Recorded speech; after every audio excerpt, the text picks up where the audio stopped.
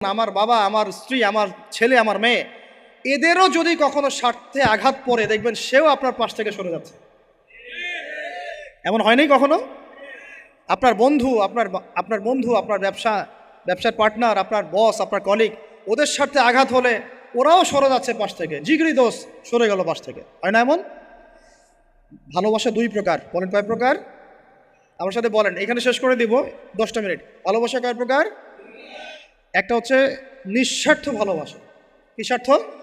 কোনো স্বার্থ নাই, নিঃস্বার্থভাবে ভালোবাসা। একটা হচ্ছে কোনো না কোনো স্বার্থ জড়িত আছে এমন ভালোবাসা। আপনার স্ত্রীর চাহিদাও যদি আপনি পূরণ করতে ব্যর্থ হন, দেখবেন স্ত্রীর সাথে আপনার গন্ডগোল লেগে যাচ্ছে, যদিও সে হালাল বৈধ। তাই না? এমন হয় না অনেক সময়? আমি তো অনেক দিন বলেছি, অনেক দিন আগেও বলেছি, 5 বছর 6 বছর আগে, যে মানুষ আসলেই মানুষের অবস্থানকে মূল্যায়ন করে। ভিতর থেকে মানুষকে শুধু মূল্যায়ন করে আল্লাহ রাব্বুল আলামিন। না হলে